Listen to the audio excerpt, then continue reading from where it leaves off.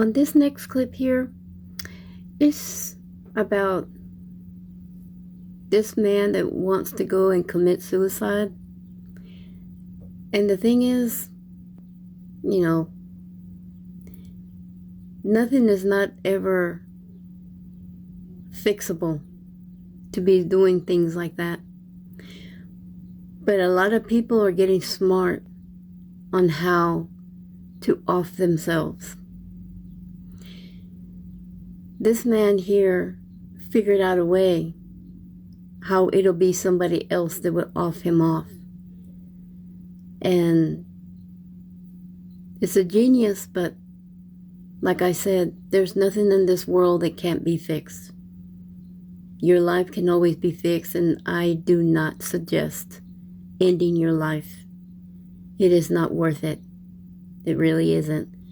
But then after that, there's 2 more segments that is heartbreaking, but at the same time, it's awesome. So pay attention to this next clip. A Lubbock man is dead after police say he reached for a fake gun last night. The police chief says the man wanted to die by suicide hours before the deadly confrontation. Good afternoon. Thanks for joining us. This wasn't the first interaction Lubbock police have had with this man who died last night. Chief Seth Herman says 52-year-old Stephen Myers has been detained before due to a mental health crisis, and he has previously sought treatment on his own. On social media, police say Myers posted about dying by suicide yesterday afternoon. Last night, a specially trained officer and 2 others went to the cemetery near East 31st and Teak to talk to him. They talked to Myers for about a half hour, trying to get him out of his car. Chief Herman says Myers pulled what the officers thought was a real gun from the other side of his car, and when the officers tried to stop him, the chief says Myers refused their commands. 3 officers shot and killed him, only to find out he had an airsoft gun modeled to look like a real pistol. They are unfortunately very common, and as this one notates, it appears as though it had been altered so that it did not appear to be obviously an airsoft or a replica. Chief Herman stands by the officers' actions, saying they did an outstanding job trying to de-escalate the situation before killing Myers. All 3 are now on administrative leave while the department reviews the case, standard procedure for the use of deadly force. The Suicide and Crisis Lifeline is available 24/7. The number to call or text is 988. We also have a link to the Lifeline with this story at kcbd.com. For the last 8 years, David Blankenbaker and his family have made Manchester, New Hampshire their home. Originally from West Virginia, a pick out of a hat on where to move landed them here. We packed a bag, picked out bus tickets, and took a bus all the way up here. And speaking of hats, underneath his is a whole lot of hair.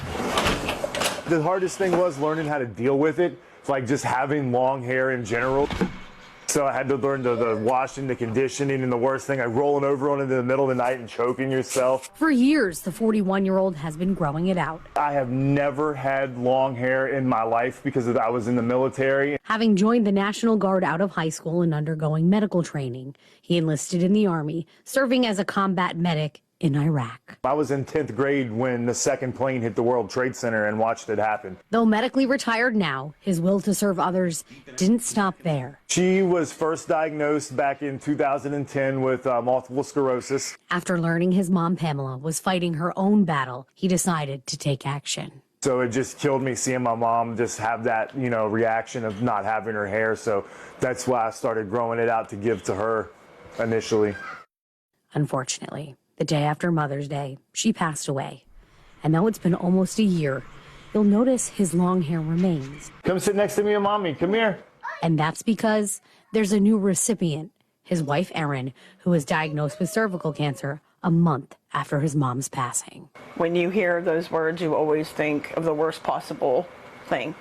With surgery on the horizon, her hair isn't what it once was. I've just been cutting it off because it just falls out. Which is why her husband made the decision to donate it to her. If it was a liver or like my kidney, I would be doing the same things. By cutting it and having it turned into a wig for her to wear. I went on Facebook, the Manchester website for Facebook, put up a post just asking, hey, where can I get this done? That leads us here to the Varnished Gentleman's Salon and Parlor. I mean, I feel like anybody would do that for their partner if you're with somebody and you love them and it's just hair. And that word, gentleman, is exactly what her husband of 8 years is. She says he's a cut above the rest. It means a lot to have at least one person that I know I can count on. 12 inches. That's what's needed, though David has a lot of locks. AJ's in Bedford, New Hampshire, has agreed to take that hair and make a custom wig for his wife. Oh my goodness. Like I'm a little nervous about it because I've had it for so long, but then there's a side of me. I've watched my wife deal with her hair. I want to see that excitement back on her face again, to have that pretty hair and feel confident with herself. Yeah, looks great. Love it. With the braids in the bag, back to their home he goes. All right, there we go. It's all gone. A warm welcome for his new look. Look, my hair, it's gone, see? Of course, the Blankenbakers could probably just purchase a wig, but this has sentimental value. It does. That makes it even more special because it's, yeah. Now we'll definitely have to get you some hair gel. Yeah, we'll get some. And just like his hair that he's cared for all of these years, he'll continue to do the same for his girls. Every little bit helps, and he's more than a little bit, so. Come here. Give me a hug. Showing you something good. Barney Mullen is a man of few words, but his actions over the past 48 years have spoken volumes inside Denny's off Camelback and 7th Street. He's just got a magnetic personality. He's not only the longest-serving busboy in company history, but a trailblazer for adults with developmental disabilities. He really is a role model and pioneer for people with special needs. Now it's very common for people with special needs to find jobs, but that was not always the case. Back in 1978, Barney found Laura Turner Homes, an organization providing housing and job support for folks like him. That spring, the organization's founder helped land him his first job here, and he's been showing up and working hard ever since. He's a hard worker, man. He keeps us all on our toes. He's been here for so long that people know this is Barney's Denny's. General Manager Joe Wood says folks come far and wide just to see Barney. We have people come in every day and say, hey, does Barney still work here? And I tell them, yeah, it's Monday and Tuesday. And sure enough, over the next couple of weeks, you'll see him in here on a Monday or Tuesday. Now the place he's given so much to is giving something back. On Wednesday, they'll celebrate Barney and nearly 5 decades of dedication with a fundraiser for the organization that helped start it all.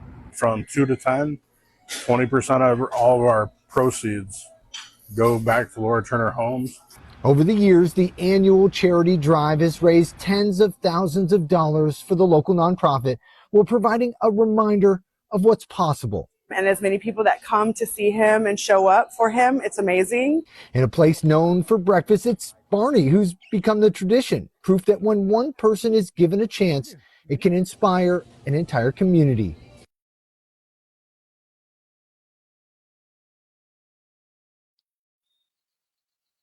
Yeah.